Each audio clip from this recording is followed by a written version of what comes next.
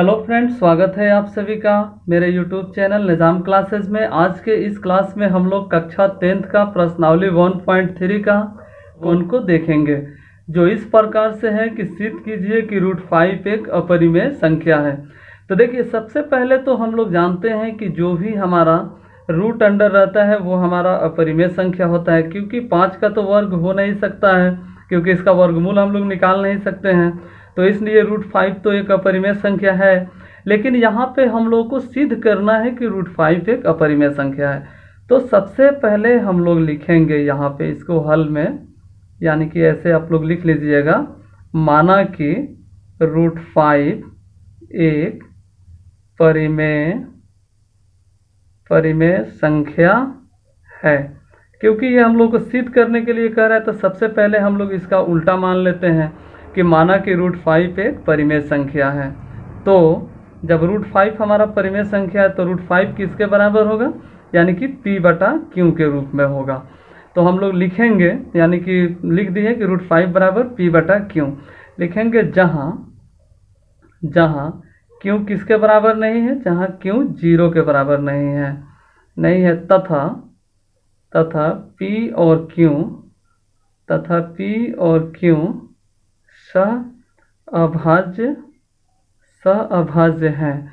क्योंकि इसका HCF हम लोग निकालेंगे तो 1 आएगा, जिसको हम लोग सह-अभाज्य कहते हैं।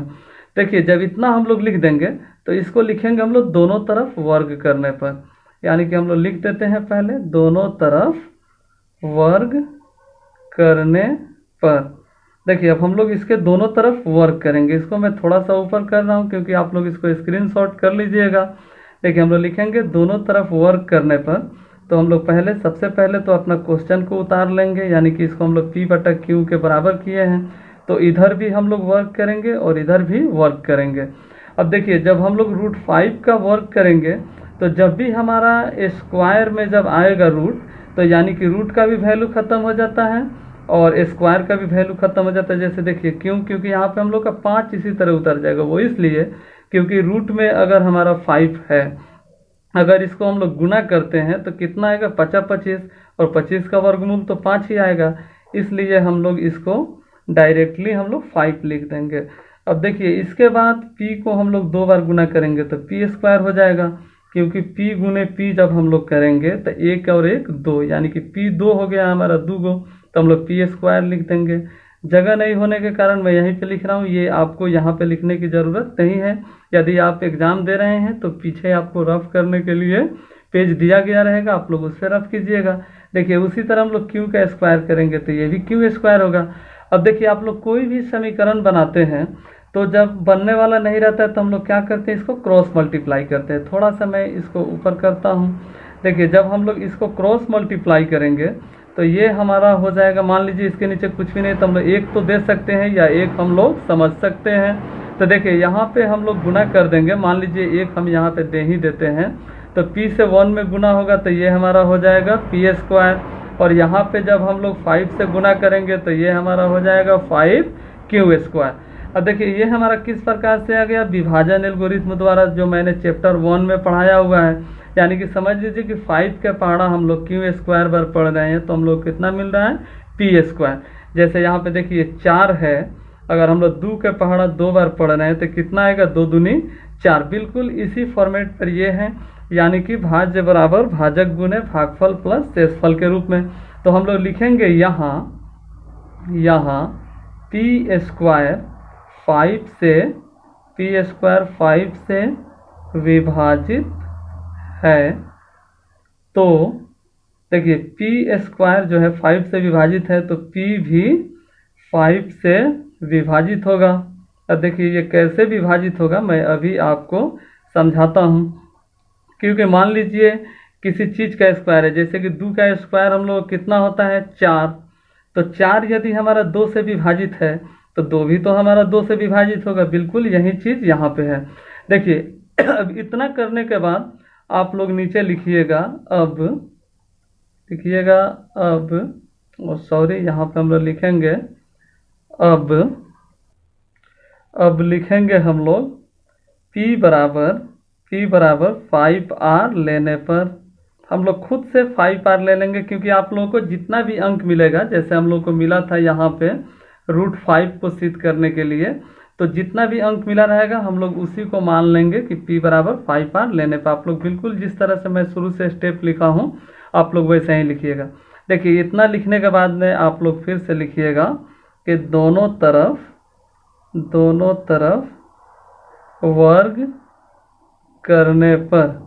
अब देखिए जब हम लोग इसका दोनों तरफ वर्ग करेंगे यानी कि p का स्क्वायर और इसको हम लोग लिखेंगे 5r का स्क्वायर। देखिए जब इतना हम लोग लिखेंगे तो p का स्क्वायर करेंगे तो हमारा p स्क्वायर, और 5 का स्क्वायर करेंगे तो 50 25 और ये हो जाएगा r स्क्वायर। तो देखिए यहाँ पे हमारा कितना आया था, p स्क्वायर बराबर 5q स्क्वायर। इसको आप लोग समीकरण 1 लिख दीजिएगा। अब देखिए अब यहीं पे हम लोग इस p स्क्वायर का मान 5q स्क्वायर यहाँ पे रख देंगे, यानी कि लिख देंगे p स्क्वायर के जगह पर 5q स्क्वायर बराबर 25r स्क्वायर। और यहाँ पे हम लोग बता देंगे चूँकि p स्क्वायर बराबर 5q स्क्वायर है, क्योंकि हम लोग का समीकरण 1 में है। और इसके बाद हम लोग लिखेंगे q स्क्वायर बराबर 25r स्क्वायर बटा 5। अब ये 5 से 5 बार में कट जाएगा, तो इसके बाद ये हमारा हो जाएगा q स्क्वायर बराबर 5r स्क्वायर। अब देखिए फिर हम लोग लिखेंगे यहाँ q स्क्वायर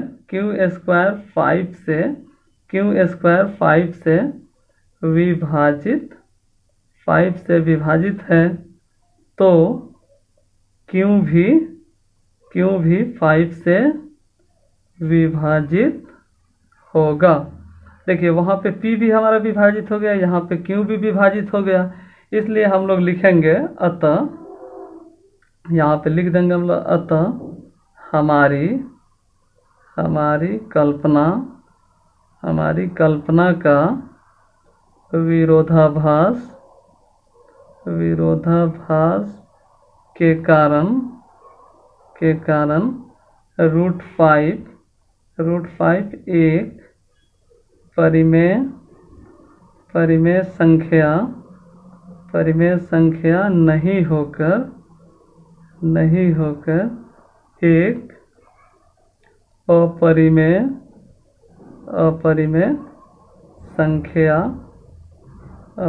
संख्या है। तो इस प्रकार से आप लोग का क्वेश्चन सोल्व हो चुका है प्रश्नावली 1.3 का, यानी कि चैप्टर 1.3 का पहला नंबर क्वेश्चन नंबर 2 को सोल्व करेंगे, जो इस प्रकार से है। सिद्ध कीजिए कि 3 + 2√5 एक अपरिमेय संख्या है। देखिए हम लोग सबसे पहले इसको देखकर ही बता सकते हैं कि यह अपरिमेय संख्या है, क्योंकि √5 जो है हमारा रूट के अंदर है, ये 5 का वर्गमूल निकल नहीं सकता है। लेकिन फिर भी हम लोगों से इसमें पूछा जा रहा है कि सिद्ध करके बताइए कि कैसे ये 3 + √5 एक अपरिमेय संख्या है। तो दोस्तों सबसे पहले आप लोगों को मैं बता दूं कि यदि आप मेरे यूट्यूब चैनल पर नए हैं तो आप मेरे चैनल को सब्सक्राइब कर लीजिए, तथा वीडियो अगर यदि आपको अच्छी लगे तो इसे लाइक और शेयर करना ना भूलिए। देखिए चलिए अब हम लोग इसको हल करते हैं। तो सबसे पहले हम लोग लिखेंगे, यानी कि इसके विपरीत हम लोग मान लेंगे, यानी कि इसको हल हम लोग कर रहे हैं, लिखेंगे माना कि 3 + 2√5 एक परिमेय संख्या है। देखिए सबसे पहले हम लोग इसका ऑपोजिट मान लेंगे कि माना कि 3 + 2√5 एक परिमेय संख्या है। तो 3 + 2√5 किसके रूप में होगा, यानी कि p बटा q के रूप में होगा। अब देखिए 3 + 2√5 बटा p बटा q, तो इसके लिए हम लोग क्या करेंगे कि सबसे पहले तो हम लोग यहाँ पे 3, देखिए यहाँ पे प्लस है, इसके आगे भी प्लस छुपा हुआ है, इसको हम लोग इधर करेंगे तो ये हमारा माइनस में हो जाएगा। तो हम लोग लिखेंगे इसको 2√5 बराबर p बटा q -3, यहाँ पे या लिख देते हैं, यानी कि एक स्टेप बढ़ाने के लिए हम लोग या लिख देते हैं या ऐसे डबल तीर का निशान बना देते हैं। अब देखिए यहाँ पे 2 हमारा गुणा में है, तो इधर आके क्या हो जाएगा, भागा में। तो हम लोग लिखेंगे √5 बराबर p बटा q -3 बटा में कितना है, 2 है। आप लोग इसको ऐसे लिखिए या इसी चीज़ को आप लोग ऐसे लिख सकते हैं, यहाँ पे हम 2 बार लिख देते हैं, आप लोगों को दोबारा इसको लिखने की ज़रूरत नहीं है। या ऐसे आप लोग लिख सकते हैं √5 बराबर P/Q -3 और बटा में आप लोग 2 डाल दीजिए। यहाँ पे 2 ऐसे भी करके डालिए या ऐसे डालिए, दोनों का बात बिल्कुल सेम है। तो आप लोग इसको लिखिए या इसको लिखिए, दोनों में किसी एक को लिखिएगा, दोनों को नहीं। वैसे एक बार रिपीट कर दीजिएगा तब भी गलत नहीं होगा, लेकिन उसके लिए क्या ज़रूरत है, एक बार इसको लिखिए या सिर्फ इसी को लिखिए आप लोग। तो देखिए इतना करने के बाद हम लोग सबसे पहले ही इसको सोल्व कर चुके हैं कि √5 क्या है हमारा, एक परिमेय संख्या। ये हम लोग क्वेश्चन नंबर 1 में ही इसको सोल्व किए थे। तो हम लोग यहाँ पे लिखेंगे, यानी कि यहाँ पे लिख देंगे, यहाँ √5 एक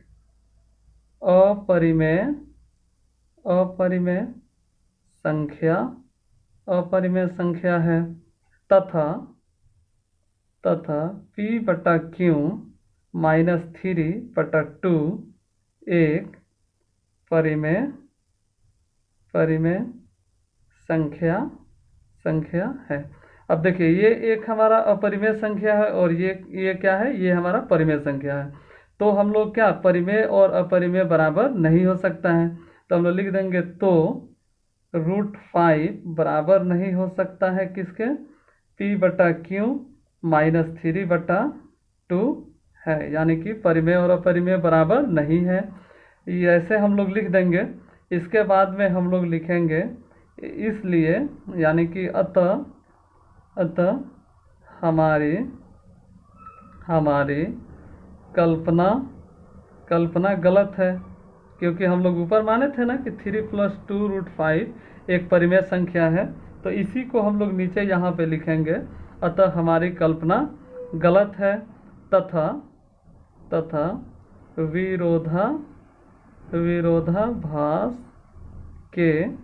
विरोधाभास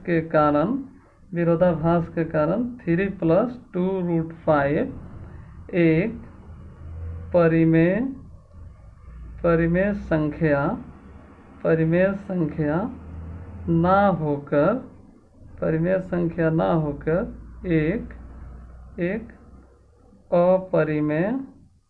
एक अपरिमेय संख्या है। यानी कि तीसरा नंबर क्वेश्चन जो इस प्रकार से है कि सिद्ध कीजिए कि निम्नलिखित संख्याएं अपरिमेय है। यानी कि हम लोग को बताना है, जिसमें 3 नंबर में 3 क्वेश्चन दिया हुआ है, 1 2 3।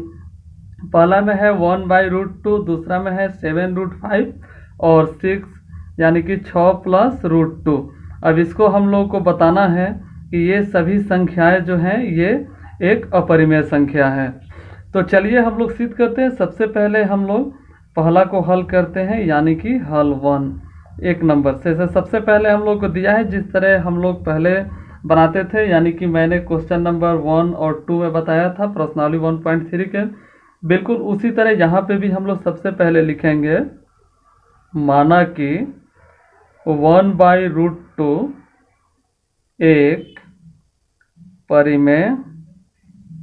एक परिमेय संख्या है। यानी कि 1/√2 को सबसे पहले हम लोग एक परिमेय संख्या मान लिए, तो इसको हम लोग किस रूप में लिखेंगे, यानी कि P/Q के रूप में लिखेंगे। यहाँ हम लोग लिख देंगे, जहाँ 1/√2 किसके बराबर है, P/Q के। अब देखिए सबसे सिंपल सा ट्रिक है, हम लोग जानते हैं, अगर इसको हम लोग पलटते हैं तो दोनों तरफ पलटना पड़ेगा। तो यदि हम लोग P/Q को पलट कर Q/P कर दें और √2 को पलट कर ऊपर कर दें, यानी कि √2 ऊपर जाएगा और 1 नीचे, तो नीचे तो हम लोग 1 दें या नहीं दें कोई फर्क नहीं पड़ता है, क्योंकि किसी भी संख्या के नीचे, जैसे मान लीजिए 2 है तो इसके नीचे ज़रूरत पड़ने पर तो हम 1 आराम से ले सकते हैं, या इसको सिर्फ ऐसे रहने देंगे तब भी कोई फ़र्क नहीं पड़ेगा। तो बिल्कुल उसी तरह हम लोग यहाँ पे लिखेंगे। इसको मैं आपको 2 तरीके से बताता हूँ, यानी कि दोनों तरीक़ा से आप कर सकते हैं। सबसे पहले हम लोग लिख देंगे, यानी कि पहले तो हम लोग लिखेंगे जहाँ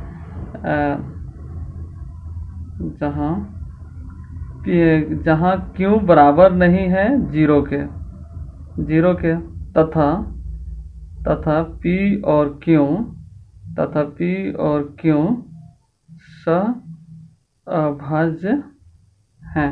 यानी कि P और Q सहअभाज्य है, इसका हम लोग जब पी और क्यू का HCF करेंगे तो HCF 1 आएगा।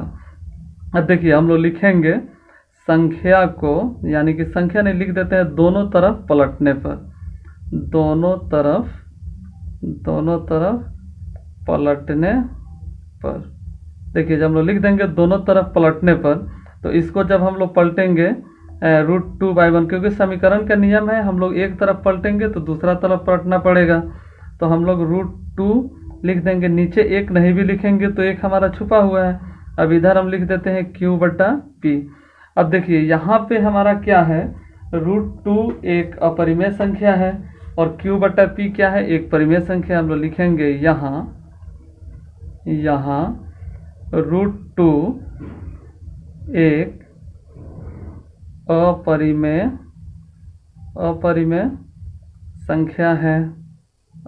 संख्या है। चलिए हम लोग अगले पेज पे चलते हैं और उसके बाद हम लोग लिखेंगे, यानी कि √2 हम लोग लिख दिए हैं कि एक अपरिमेय संख्या है, तथा Q/P एक परिमेय संख्या है। तो हम लोग क्या जानते हैं कि परिमेय और अपरिमेय बराबर नहीं हो सकता, यानी कि √2 बराबर नहीं होगा Q/P के। तो हम लोग लिख देंगे अतः हमारी कल्पना गलत है। फिर लिख देंगे हम लोग विरोधाभास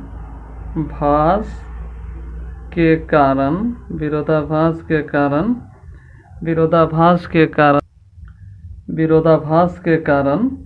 1/√2 एक परिमेय संख्या ना होकर एक अपरिमेय संख्या है। तो देखिए हम लोग वहाँ पे पलट के बनाए हैं। यदि हम लोग पलट कर नहीं बनाते, यानी कि मैं इसी तरह आप लोगों को समझा देता हूँ, यानी कि हमारा क्वेश्चन था √2/1 बराबर P/Q। अब देखिए इसको जब हम लोग क्रॉस मल्टीप्लाई करते तो हमारा हो जाता √2Q बराबर P, और इधर हम लोग √2 को यानी कि ऐसे ही रखते, Q को इधर लाते तो √2 बराबर P/Q। देखिए रीजन यानी कि सेम हम लोग का वही चीज़ मिला, तो हम लोग इसलिए लिखे हैं वहाँ पे पलट कर। तो आप लोग चाहे तो ऐसे बना सकते हैं या संख्या को पलट के बना सकते हैं, दोनों तरीका से सही है। अब चलिए इसके आगे अब हम लोग क्वेश्चन नंबर का इसका 2 हम लोग सिद्ध करते हैं। तो बिल्कुल यानी कि थोड़ा सा हम लोग इसको ऊपर कर लेते हैं। अब उसमें भी हम लोग लिखेंगे सबसे पहले माना कि 7√5 एक परिमेय संख्या है। तो हम लोग क्या लिखेंगे, तो 7√5 बराबर P/Q, जहाँ क्या है हमारा Q जो है बराबर नहीं है 0 के, तथा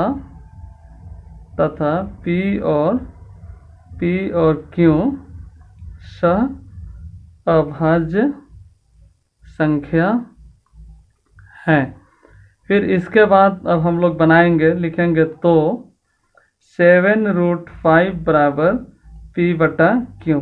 अब देखिए ये इधर हमारा क्या है, गुणा में है, तो इधर आके क्या हो जाएगा, भागा में हो जाएगा।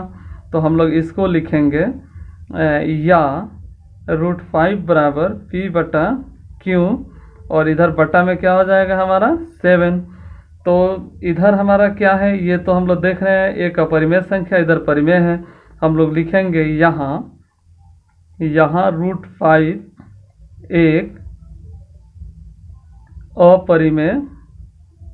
अपरिमेय संख्या है और P/Q/7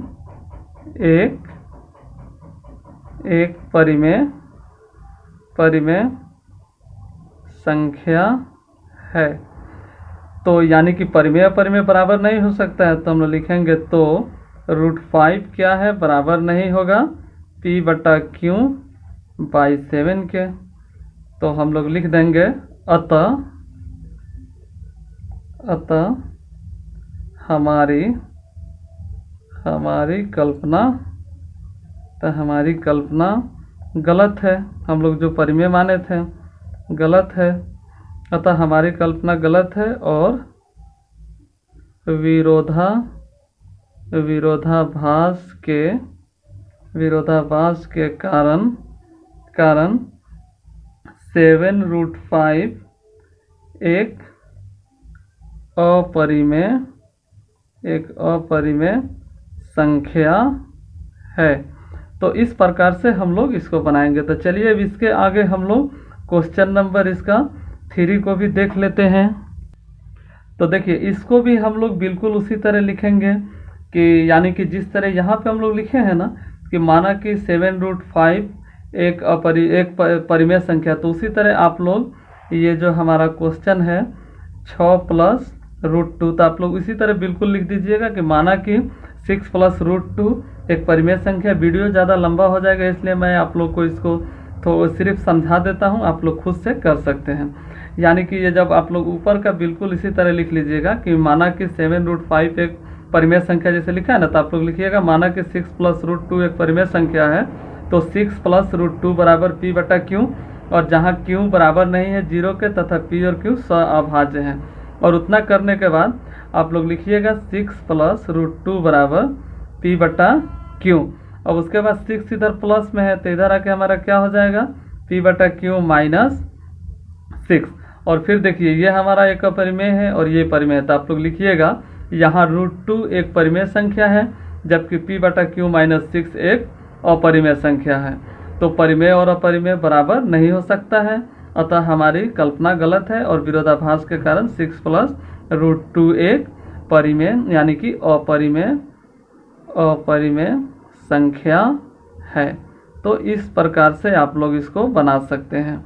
तो दोस्तों मैं आशा करता हूँ आप लोगों को वीडियो ज़रूर पसंद आया होगा और आप लोग मेरे चैनल पे मेरे साथ बने रहिए और मेरे चैनल को सब्सक्राइब कीजिए तथा बेल आइकन को दबाना बिल्कुल ना भूलें, जिससे मेरे द्वारा आने वाली सभी प्रकार की वीडियोज़ की नोटिफिकेशन आपको मिलता रहे। धन्यवाद। फिर मिलते हैं अगली वीडियो में।